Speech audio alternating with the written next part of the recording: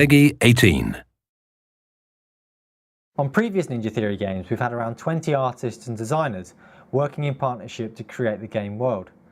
But given that Hellblade has such a small budget, our game world building team consists of just one person.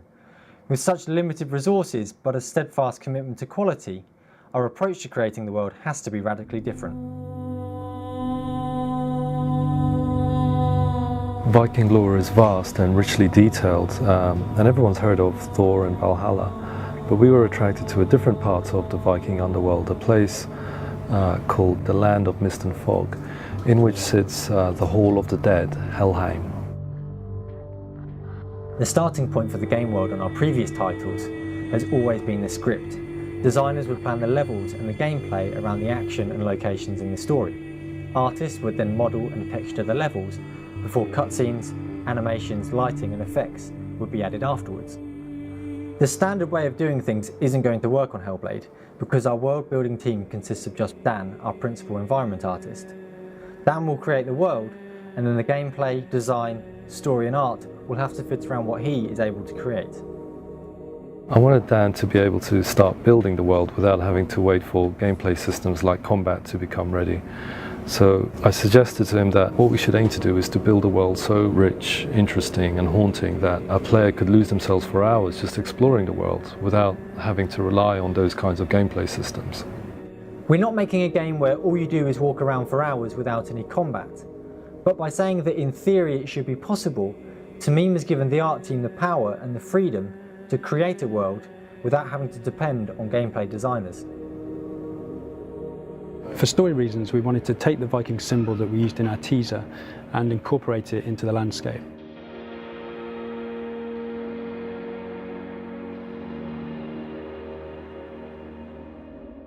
We researched a lot of Nordic terrain, but also a Greek island called Santorini, which is an active volcanic caldera. So I began exploring various aerial maps which use land and water as positive and negative space. You could even have beaches and things on this side maybe. So we picked one that had a good mix of natural and man-made elements. After refining it a little further, I passed it over to Dan, and he quickly just stamped it into the Unreal terrain so we could run around the area and get a feel for its size.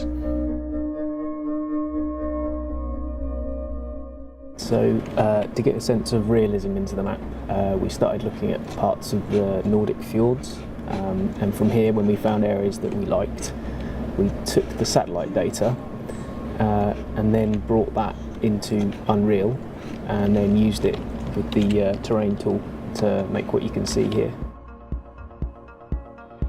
The size and scale of the map was looking great, and now it was time to think about locations within it.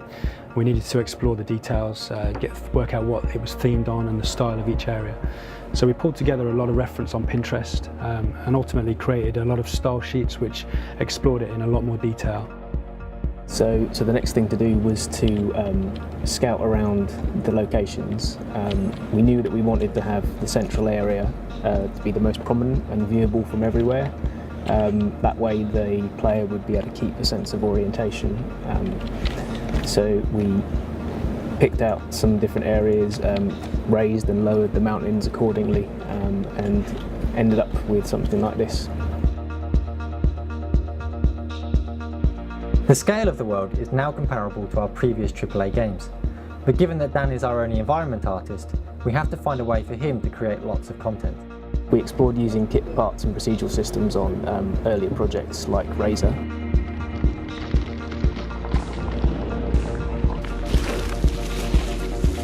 Now we want to take this forward onto Hellblade. So the ultimate goal is to have about 95% of our assets to be reusable.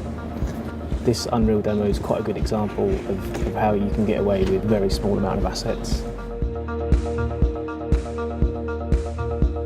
So I had an idea for the centre citadel, which was to theme it on a storm-battered Viking ship. I tried to find some rocks that had an indication of something that felt like the hull of a Viking ship, and so with a combination of the rock being carved into and getting a lot more pattern in there, it's going to feel very solid and grounded, but still give you the shape that we require.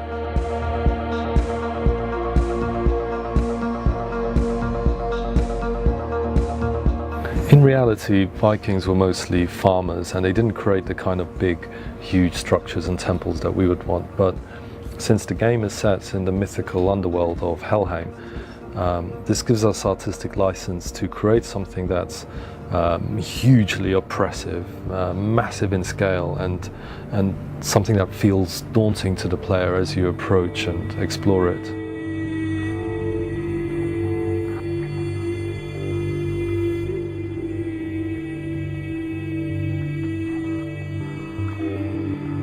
We're at the very beginning of the prototype phase of the project. Development at this stage is highly experimental and focused on answering the questions that we don't yet know the answers to, such as how do we build a world to this scale but keep it diverse and interesting? How does a player move around in this world, and how open is the world? We'll be finding the answers to these questions over the next few weeks.